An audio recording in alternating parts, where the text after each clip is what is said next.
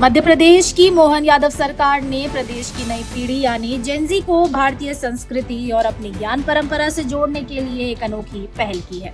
राज्य सरकार ने भगवान श्री कृष्ण मेधावी छात्रवृत्ति योजना शुरू करने का बड़ा फैसला कर लिया है।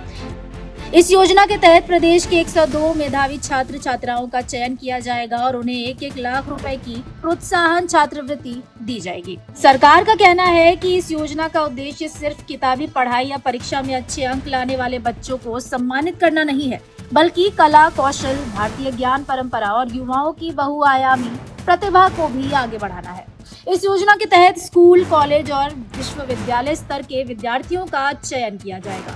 छात्रों का मूल्यांकन भगवान श्री कृष्ण की प्रसिद्ध 64 कलाओं और 14 विद्याओं की प्राचीन अवधारणा से प्रेरित मानकों पर किया जाएगा। योजना की पूरी रूपरेखा, पात्रता और चयन प्रक्रिया तय करने की जिम्मेदारी श्री कृष्ण पाथेय न्यास को सौंपी गई है। योजना के ऐलान के बाद ही मुख्यमंत्री के सांस्कृतिक सलाहकार श्री राम तिवारी का एक बयान काफी चर्चा में आ गया है। उन्होंने भगवान श्री कृष्ण को दुनिया का पहला जेनजी करार दिया। उन्होंने कहा कि अगर आज के युवाओं की भाषा में बात करें तो भगवान श्री कृष्ण इस दुनिया के सबसे पहले जेनजी हैं।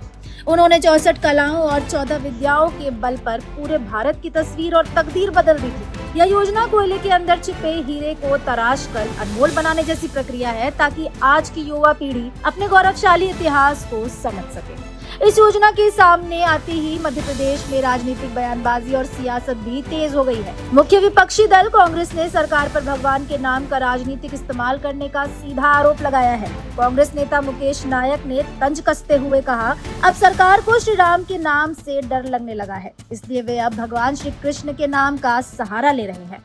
दूसरी ओर भारतीय जनता पार्टी ने कांग्रेस के आरोपों पर कड़ा पलटवार किया है। बीजेपी प्रवक्ता पंकज चतुर्वेदी ने कहा कि कांग्रेस को हमेशा से ही सनातन धर्म और भारतीय परंपराओं से परेशानी रही है। पहले उन्हें भगवान श्री राम से दिक्कत थी, अब श्री कृष्ण से भी होने लगी है। बीजेपी का कहना है कि यह योजना प्रतिभाशाली विद्यार्थियों को प्रोत्साहित करने और उन्हें अपनी संस्कृति से जोड़ने की बेहद सकारात्मक पहल है।